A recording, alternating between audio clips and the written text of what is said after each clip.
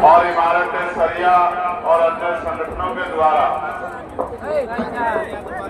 वक्फ amendment bill को oppose करने के लिए, रिजेक्ट करने के लिए जो धरना प्रदर्शन किया जा रहा है, मैं इसमें सहयोग करने के लिए और अपना समर्थन देने के लिए यहाँ पहुंचा। प्यारे साथियों, इस मंच पर बहुत ही जिम्मेदार शख्सियतें बैठी हुई। मैं इस तरह से सरकार की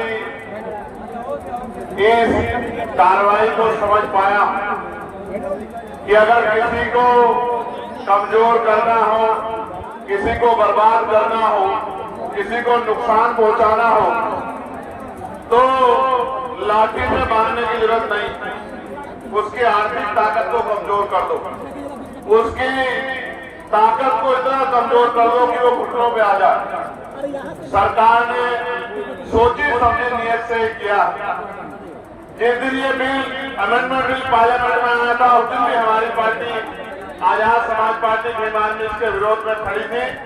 और जब जेपीसी के मेंबर कहीं भी गए कमेटी के, चाहे बिहार आए हो, झारखंड आए गए हो, हमारी पार्टी के लोगों ने मेमोरेंडम देके अपना विरोध दर्ज कराया।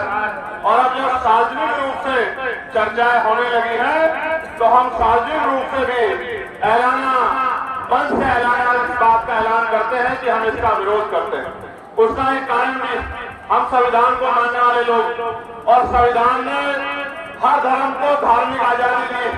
आर्टिकल 24, 25, 26, आर्टिकल 14, 15, 16, 17, 18, 19 वो लोगों को प्रोटेक्ट करता है, ताकत देता है, उनको अवसर देता है विरोध करने का, आगे बढ़ने का, तरक्की करने का, अपने अधिकारों का संरक्षण करने का। लेकिन इस सरकार की नीयत ठीक नहीं है। कल मुझसे कोई पत्रकार ये कह रहा था कि मोदी जी ने सौगात दी है, ईद पे किट ले रहे, तो मैंने उनसे कहा, सियासत इस कदर लोगों पर एहसान करती है, पहले आंखें छीन लेती है, फिर चश्मे दान करती है। एक तरफ मुसलमानों से उनके कब्रिस्तान, उनकी खानकाह, उनकी मस्जिद, उनकी जगह पर छीना जाना, उनको लूटने का प्रयास किया जा रहा है। दूसरी तरफ हित देकर हमें बेवकूफ बनाने का प्रयास किया जा रहा है कि हमारे जख्मों में नमक फेरने जैसा। हम इनकी बातों में नहीं आएंगे। हमें संविधान ने प्रोटेक्शन का अधिकार दिया है, प्रोटेस्ट का अधिकार दिया है। हम अपने आप को प्रोटेक्ट भी करेंगे और हम बड़े से बड़े धरना प्रदर्शन करके इस सरकार को चैलेंज भी करने का काम करेंगे। और मैं बहुत जिम्मेदारी से कह रहा हूँ, बहुत जिम्मेदारी से कह रहा हूँ, एक बार जीवन मिलता है, बार बार नहीं मिलता जीवन, इसलिए याद रखा जाता है कि आपने क्या किया। इतिहास याद रखेगा, जब देश में कमजोर लोगों पे जुल्म किया जा रहा था, कौन किस तरफ खड़ा था। मैं यहाँ से खड़ा होकर कह रहा हूँ बिहार का मुख्यमंत्री से कि वो कमजोरों की आवाज सुने और जो फैसला वो हर बार लेते हैं बदलने का, एक बार और वो फैसला ले लें, बदल जाए। मेरे आज याद है, लोकसभा चुनाव से पहले मैं यहाँ आया था, मैंने उनसे आग्रह किया था कि आपकी छवि बहुत अच्छी है, आपको देश में शक्ति का निर्माण करना चाहिए, सारे दलों को इकट्ठा करना चाहिए। उन्होंने बात तो मानी, लेकिन अंत समय पे वो बदल गए। इसका नुकसान उठाना पड़ रहा है। एक बार और बदल जाओ मुख्यमंत्री जी, और अपने साथियों को भी बदल दो, तो ये सत्ता का धर्म भी टूट हो जाएगा।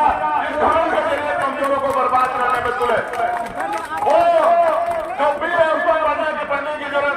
वो कर क्या रहे हैं, वो सर्वे कमीशन की ताकत डीएम को दे रहे। आपके प्रदेश में ही देख लो, औरों को छोड़ो, आपके प्रदेश में डीएम को लगा है जो मुख्यमंत्री की बात को मानता है, जो मुख्यमंत्री के गलत को भी सही मानता है, और जो मुख्यमंत्री कहता है उसको मानता है। ऐसी ताकत देके, शक्ति अपने हाथ में लेके वो डीएम के जरिए इस तरह के हालात बनाना चाहते हैं कि जिस चीज पर क्लेम किया जाएगा वो डिस्पोजल प्रॉपर्टी चली जाएगी, डिस्प्यूट प्रॉपर्टी चल जाएगी, और वहां के जरिए देश में वो माहौल बनाया जाएगा जिससे भारतीय जनता पार्टी की राजनीति आगे बढ़ती रहेगी।